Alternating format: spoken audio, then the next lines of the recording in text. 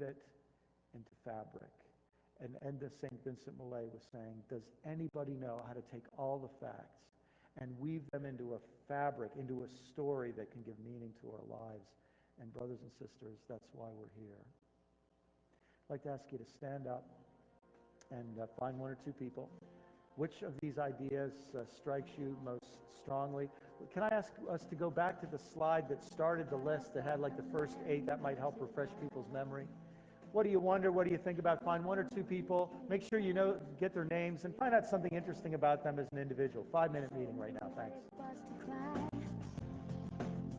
You couldn't be that man I adore. You don't seem to know, you seem to care. You'll be on my mind forever.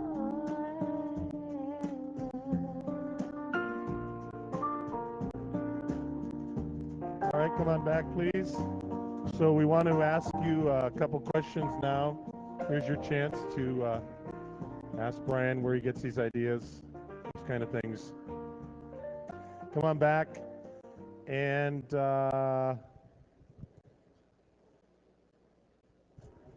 got a Starbucks card? Who's got a Starbucks card? One of those, where are those free Starbucks cards that we had? Is there one out there? Has anybody on my team got one of those free Starbucks cards that somebody gave you? You have one? Is this the one that you got from, this is one you got given, right? You mind sharing this with Jesus? Sorry. All right.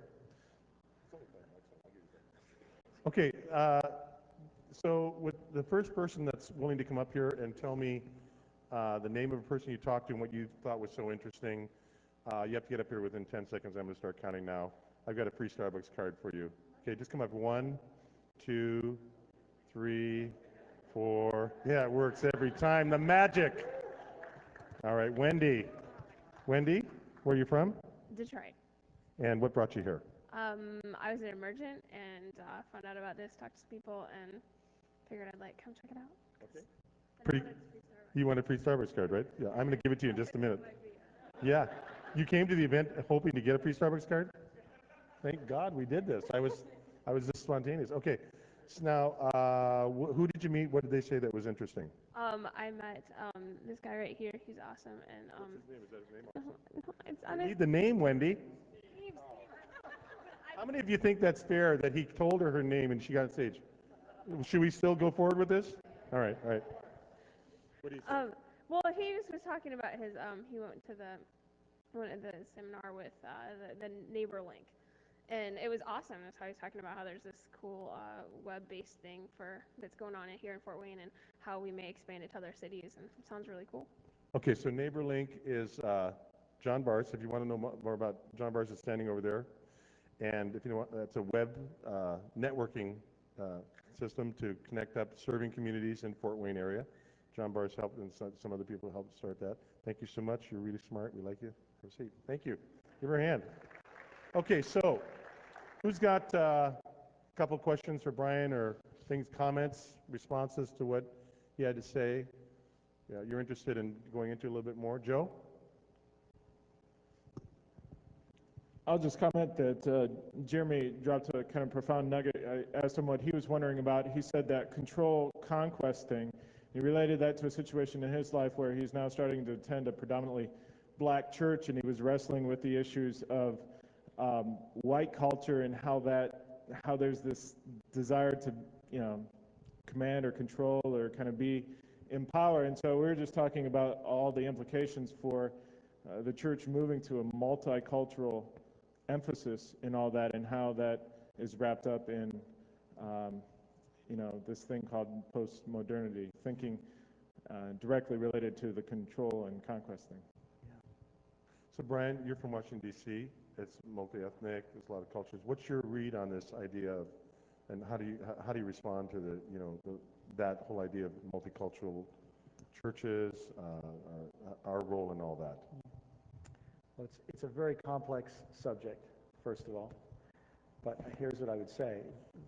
The gospel and the biblical story has, in fact, it's all about reconciliation.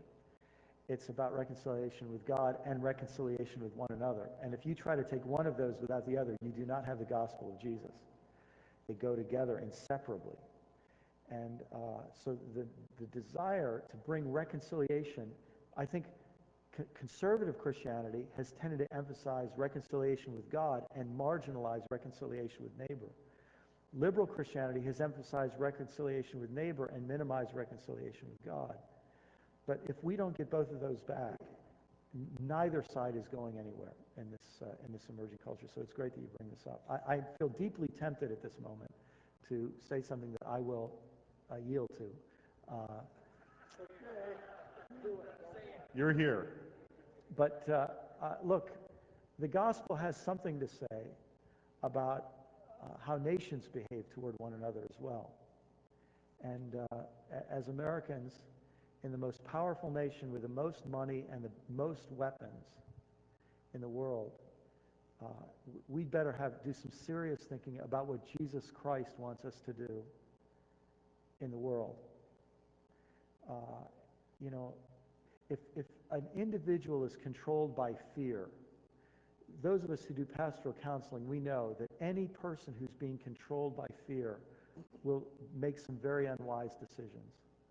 If a country is controlled by fear that another September 11th will happen or whatever, then that country will do some very dangerous things that will unravel any kind of reconciliation and, in fact, will create enemies instead of reconciliation. And I just hope that Christians in America will wake up and not just be puppets. The conservative church has tended to be the puppets of the Republican Party, and the liberal church has tended to be the puppets of the Democratic Party. And may God help us if we don't break free from that kind of subordination and that mindless following of a political agenda as if the gospel has nothing to say about these things. I'll shut up there, but I hope that message is heard. Thank you. 10 people like what you said. Okay. Go ahead, sir. Hi, I'm Terry. We were chatting a little bit, Brian and I, during the little break there. This is not the first time that the church has had to face and has faced the fact that the generation behind it speaks a different language, has had a different set of circumstances growing up.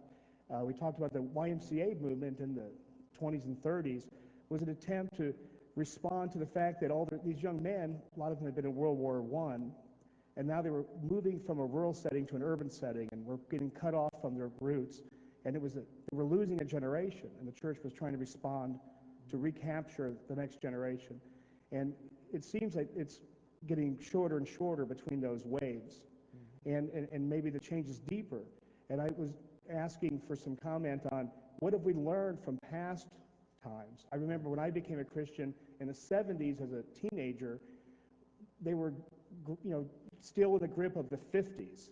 And they were trying to understand, hey, there's this Jesus movement. How do we assimilate them and make them into the kingdom of God? And that happened in the 30s. It happened, it keeps happening.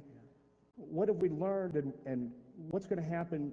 The next wave is probably only, 6 years away. Yes. Right. Thank you. Great question. Here's a short answer to your question. What we've learned is that we don't learn from history. Sadly. We have amnesia each time it happens. We think this is the last change we'll ever have to go through. Thank God that change is over. We don't ever have to deal with another one. If you think about that photograph last night of the river and the bridge, a storm like that might come along every 100,000 years or every 10,000 years. So some things you can adjust to once and you'll be able to forget about it for a long time. But there are constant changes that are happening too. And as you say, what if we're entering a period where maybe it only happened every 1,000 years, but then it happens every 500, then it happens every 200, then it happens every 50? What happens if we're going to deal with change in a new way? And in a book I wrote called Church on the Other Side, here's the way I said this. I think every pastor and Christian leader and responsible Christian who's here must not only deal with change, but they must deal with our attitude toward change. The single most important thing you can change is your attitude toward change. Many of us have a suicidal attitude toward change, oppose it at all costs. And we live with a naive belief that if we oppose change, that nothing will happen. Here's the problem. If you oppose change, one of the first things that changes is